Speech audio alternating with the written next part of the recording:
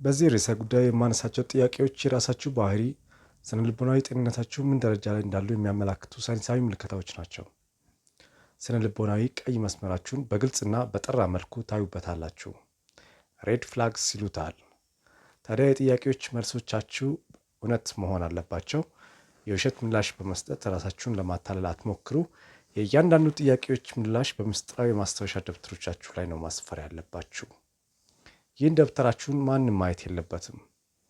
ከባልሽ ወይም ከምስት አሊያም ከፍቅረኛ ወይም ዘመድ ጓደኛ ባህሪ መስተካከል ያለበት እንዳለ ከተሰማ ይህም ቪዲዮ ጋብዟቸውና ለሚነሱ ጥያቄዎች ለራሳቸው መልስ እንዲሰጡ በቅንነት ጋብዟቸው። የማስታወሻ ደብተራችሁን ካዘጋጃችሁ ወይም ደግሞ ስታዘጋጁ ይህን ቪዲዮ ደግማችሁ ያያችሁ እንደሚከተለው የማነሳቸውን ጥያቄዎችና የራሳችሁን ምላሽ በቀናነት አስፍሩት። ጥያቄውን የሚጀምረው በሰልፍ ኮንሰፕት ኩዌሽነሪ ውስጥ ከሚገኙ 4 ዘርፎች መሃል በአንደኛው አይደንቲቲ በሚለው ስር የሚነሱ ጥያቄዎችን በማንሳት ይሆናል። እኔ ማን ነኝ? ለዚህ ጥያቄ የምትሰጡት ምላሽ አጠቃላይ ስለ ራሳችሁ ማንነት የሚገልጸውን ነገር ነው። ለምሳሌ ስሜ ማን ነው? እድሜ ስንት ነው? ስራዬ ምንድን ነው? ነጠላ ነኝ ወይስ ባለትዳር? ምስቴ ማናት? ስንት ልጆች አሉኝ? ሃይማኖቴ ምንድን ነው? ብሔሬ ምንድን ነው? ዘመዶቼ እነማን ናቸው? ጓደኞቼ ስንት ናቸው? እነማንስ ናቸው? እነዚህ ጥያቄዎች ቀላልና ተራ የሚመስሉ ቢሆኑም በጣም ወሳኝ መሆናቸውን የምትረዱት እነዚህን ጥያቄዎች ከመለሳችሁ በኋላ በቀጣይነት የሚነሱ ጥያቄዎችን ስታነሱ ትረዱታላችሁ። በአይደንቲቲ ስር ውስጥ በሁለተኛ ረድፍ ተያይዘው የሚነሱ ጥያቄዎች የሚከተሉትን ይመስላሉ። ከእድሜ ጋር የተመጣጠነ ብስለት ላይ ደርሻለሁ? በዚህ እድሜ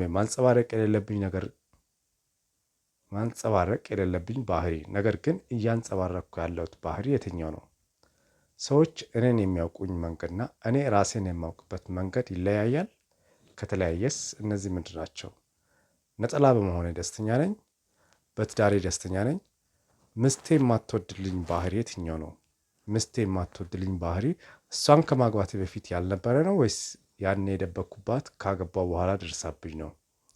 ይህ ምስቴ የማትወድልኝ ባህሪ ለእኔ ጠቀሜታው ምን ያህል ነው? ከትዳሬ ይበልጥብኛል? ይህን ባህሪ መተው እችላለሁ ወይስ አልችልም? አሁንስ ከምስቴ እይታ የተሰወረ ምን ድብቅ ባህሪ አለኝ?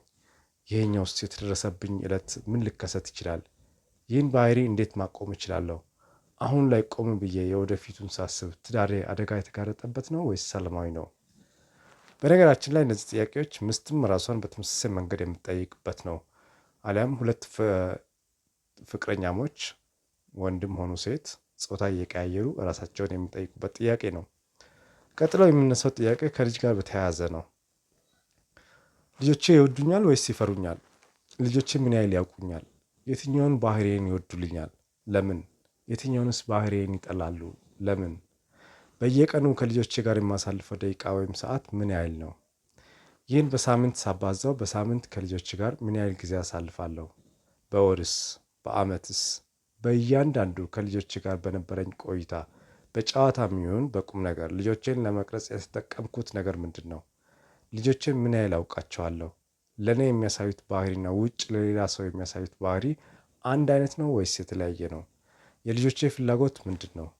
ልጆቼ ቤት ውስጥ የሚያሳዩት ፌክ ባህሪ ምንድን ነው? ልጆቼ የወላጅ ተግሣጽን በአግባቡ እየወሰዱ ነው? ልጆቼ መመስገን ባለባቸው ጊዜ አመስግኛቸው አውቃለሁ ወይም አድንቃቸው አውቃለሁ? በልጆቼ እድገት ላይ አሉታዊ ተጽዕኖ የሚያሳድር የራሴ ባህሪ አለኝ? ካለኝ የትኛው ነው? ልጆቼ ካደጉ በኋላ የሚጠሉኝ አባት ወይም እናት ነኝ ወይስ የሚያመሰግኑኝና የሚኮሩብኝ ወላጅ ነኝ? ከዓመት በዓል ውጭ ቤተሰብ በጋራ የሚያሳልፍበት የራሱ የሆነ የቤተሰብ ቀን አለን? ባለኝ ኢኮኖሚ አቅም ጋር የሚመጣጠን የቤተሰብ መዝናኛ ቀን እንዲኖረን ማድረግ የሚችለው እንዴት ነው?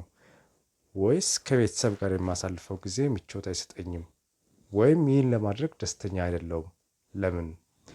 እነዚህ ጥያቄዎች በአይደንቲቲ ዝርዝር ውስጥ ከራስ ከምስት ወይም ባል አንጻርና ከልጅ ጋር በተያያዘ የሚነሱና እውነተኛ ምላሽ የሚሰጥባቸው ሲሆን በዚህ ዝርዝር ውስጥ ከሃይማኖትና ሌሎች ጉዳዮች ጋር በተያያዘ የሚነሱትን ጥያቄዎች ደግሞ በቀጣዩ ጊዜ ይዤላችሁ እስክመለስ በቸር ቆዩልኝ።